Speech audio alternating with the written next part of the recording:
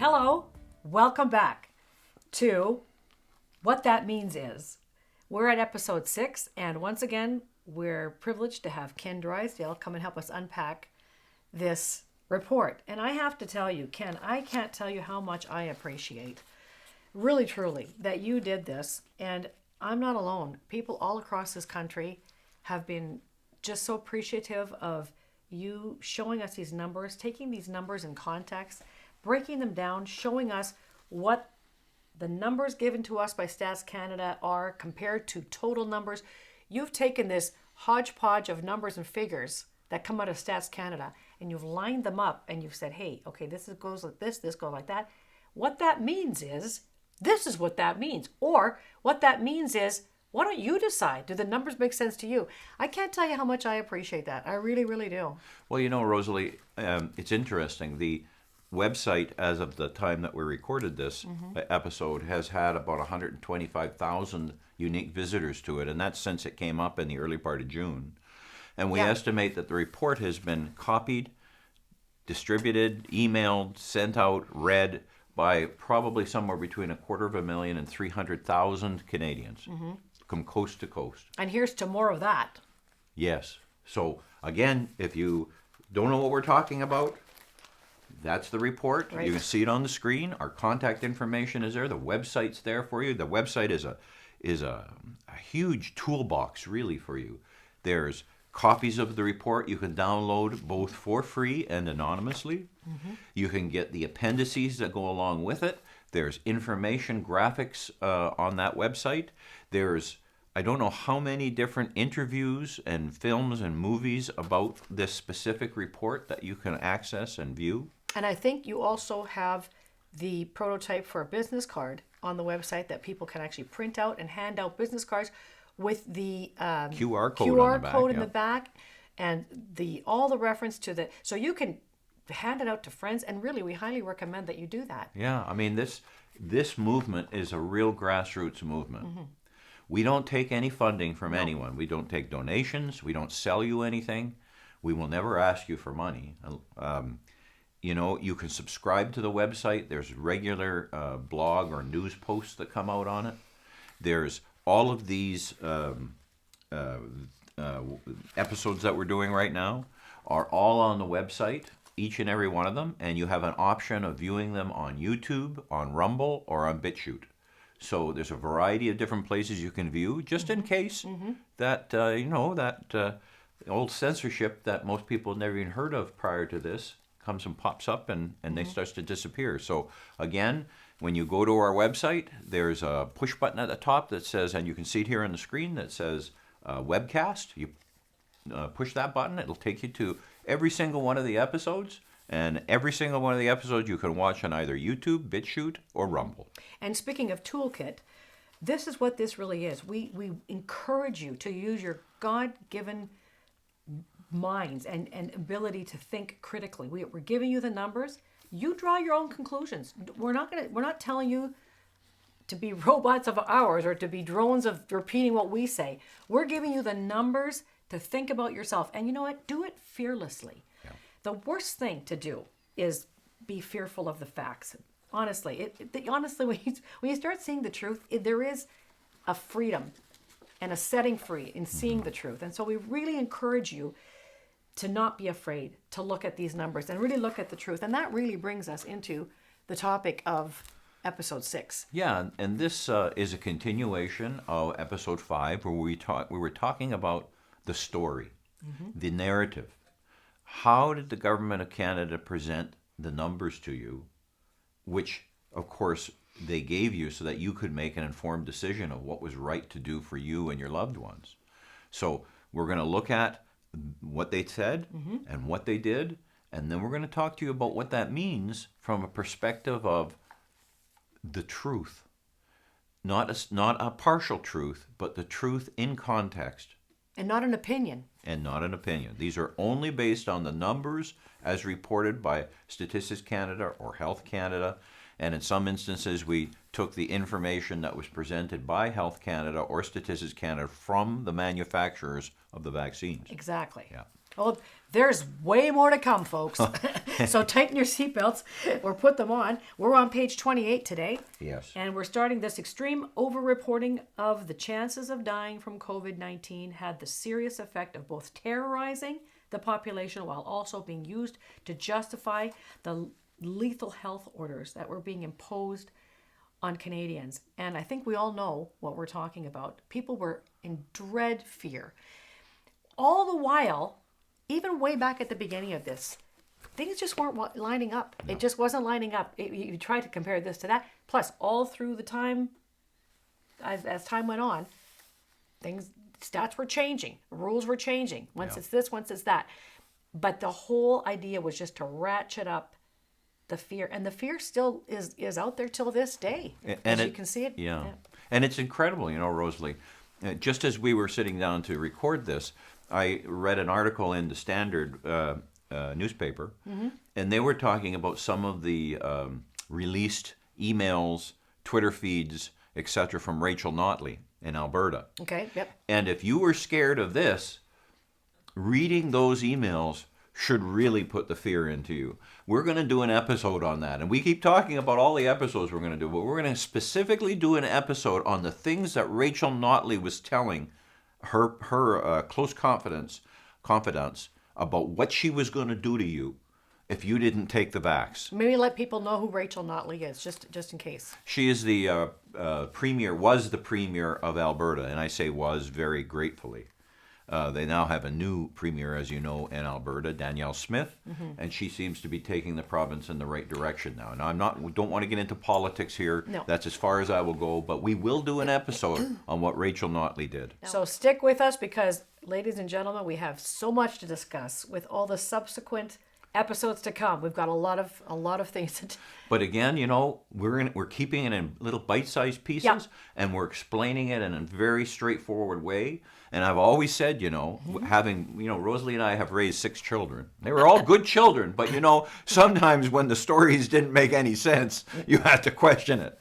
And this whole narrative is in that category. And as Chris and I said at the onset of these episodes, I really like what he had to say about grade 5. The movies that are put out there for grade 5ers, grade 5 understanding, that helps me too. So you don't feel dumb and saying, I didn't get that. Can you come again? So this is why we're taking it apart like this, so that it makes it user-friendly. These stats can be really overwhelming sometimes, and I think that's part of the intent, to tell you the truth. Oh, yeah. And so when we unpack it like this, it helps me understand it, it helps you understand it, and it just puts us all in the same playing field, right, actually. Exactly. All right, So here we go. We're on page 28 of the report, and it's up on the screen right now, and I want to talk about Table 6. And that was taken directly from the Health Canada COVID reporting site on May 7th, 2021. And you can see that logo on it right at the top as to when it was on it. And what this is, if you look at this graph, it says at the top, this is the age distribution of COVID-19 cases in Canada as of May 7th. And again, this is an accumulative number. So if you look at that graph just on the face of it, you'll notice that on the very top bar, that's people who are 19 years of age and younger, and it goes all the way down at the bottom for people 80 years of age and more. And if you look at those graph lines, you would think, my goodness, people who are 19 years of age and younger are really at risk because look at how big that bar is, right. And particularly with the people who are 20 to 29 years of age. Exactly. But again, the most important information that you need to have in order to understand this graph is how many people are in each one of those age groups. And again, you can turn the page back one, and we have a table there, which is table 5, where it tells you how many people are in each one of those age groups. So for instance, from 19 years of age and younger, there's over 8 million people in that age group. So you would expect that they would have a lot more people who were exposed to the COVID-19 or were tested positive, whether the testing was proper or not. Just the testing alone on 8 million people would have come up with a certain number. Now, if you look at the people 80 years of age and older, there's only 1.6 million of them. So you would expect their number of cases to be much less out of 1.6 million of them when you compare it to 8 million who are 19 years of age and younger. So Ken, why does this table 6 look the way that it does? Well, that's the question that the listeners need to ask themselves. This table is obviously very misleading. I'm asking it on your behalf.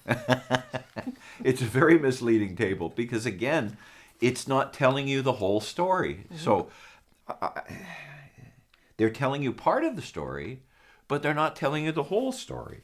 And so what I did was on table 7, I actually converted this table from Government of Canada, and I put it into terms that take into account how many people were in each one of the age groups, and the results are interesting. So can I say it?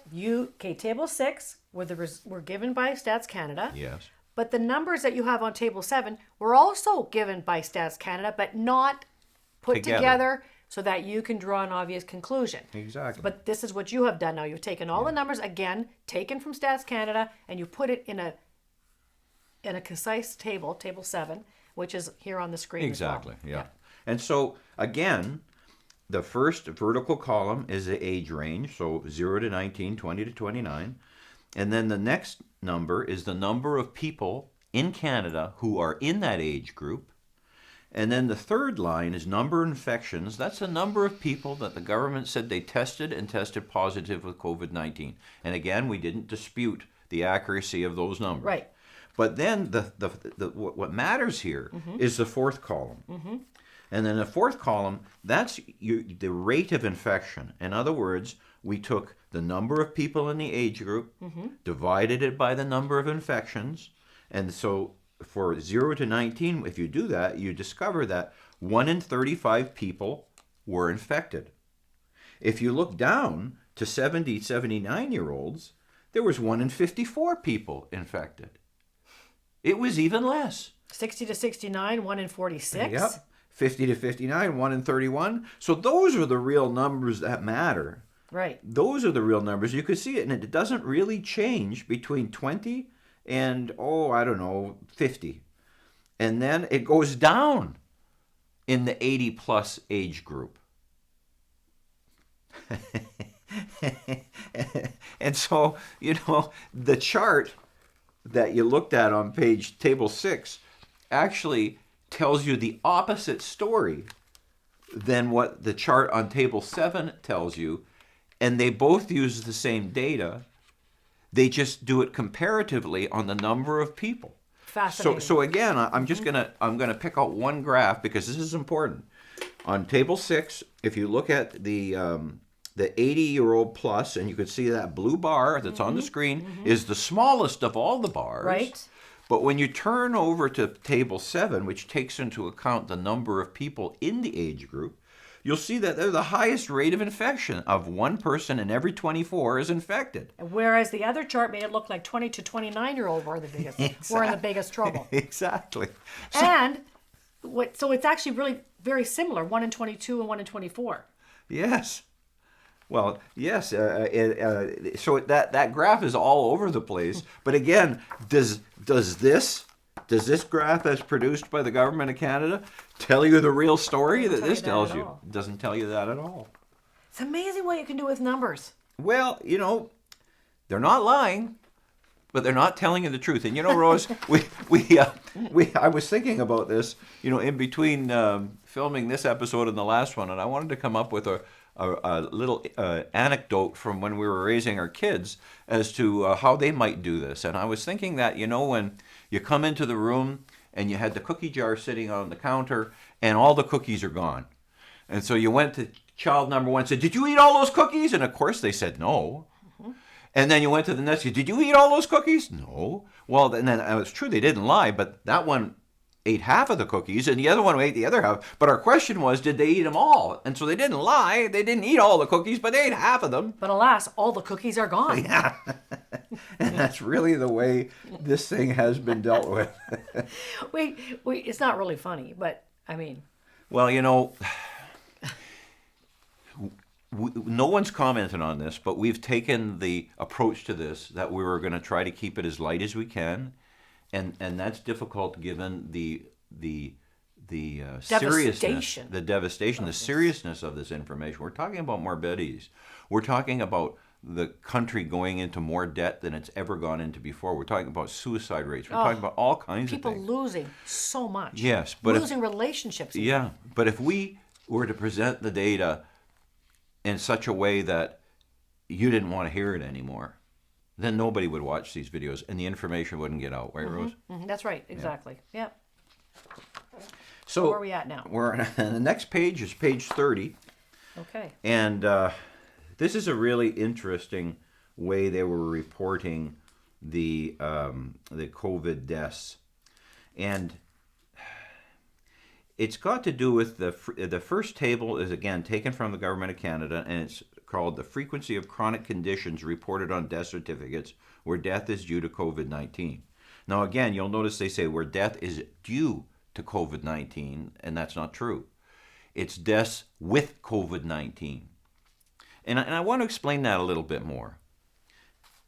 So, a few months ago, I got a phone call from a lawyer who wanted me to go look at his client's house, which had problems with the basement, and it was collapsing. It had failed in certain areas, and they wanted me to go determine what the cause was. And of course, the owners of the house were alleging that it was indeed the government that caused the failure because a culvert was blocked in the springtime, or there wasn't enough drainage, and the water backed up and flooded his yard, and he said that caused the collapse of the failure of the foundation. And when I went in there, I looked at it, and there were 5 or 6 or 7 other major things the matter with the basement, not even considering the water flooding. So that the basement was never constructed properly in the first place. And as a matter of fact, at some time in the past, someone had done partial repairs. And of course, the repairs weren't necessarily appropriate, and the thing failed. So then I had to call the lawyer and say to them, there were multiple comorbidities, so to speak, in this basement. There are multiple things the matter with it, serious things the matter with it, which on their own may have caused the failure of the foundation wall. And the flood coming in, the water backing up and pushing on that wall may have been the straw that broke the camel's back. Or the last card in the House of Cards. There's no end to the analogies. Exactly. But the failure would not have happened except for the deficiencies, or you might say the comorbidities, in the house. And it's funny, the lawyer immediately said to me, well, Ken, the owner doesn't have a case because they can't prove in a court of law that the flood was the thing that caused the failure of the basement, because there was all kinds of other things wrong. And so I say to you, this is the same thing. Yes, it is. When you look at this chart, they're telling you that how many people in percentages had obesity, were obese. They had cancer at the time they died, and they were diagnosed with COVID. As a matter of fact, on the right-hand side of that, in the very second paragraph where it starts with Health Canada reported that 46% of the people that reported to have died with COVID had 3 or more comorbidities.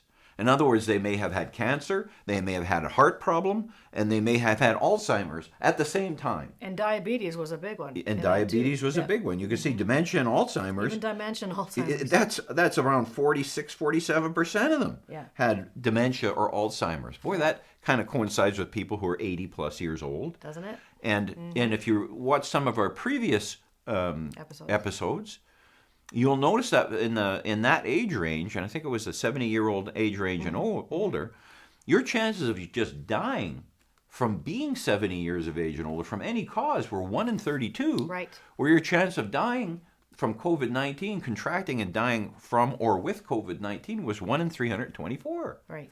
So how, when someone has 3 serious comorbidities and they're tested with COVID, how is that a death by COVID? But that's the information they gave you. And this is all accurate, to my knowledge, is all accurate information. And as you said before, they reported it as death with COVID, not of. Yes. I mean, there's a difference. Now, the table directly underneath that, which we're showing on the screen right now, is called frequency of chronic conditions reported on death certificates where death was due to COVID-19. And you can see that for the people who are under 45 years of age, obesity was 16.4%. So they were obese 16.4% of the time. Cancer, almost 7% of the time. 12% nervous disorders. Diabetes, almost 10%. And you'll also notice at the very bottom of the page, there's an article, and this was taken from, again, from the Government of Canada.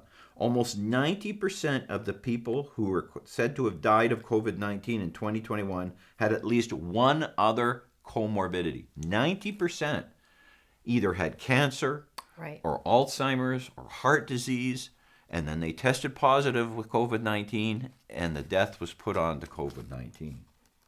So, Pretty important, significant fact. exactly.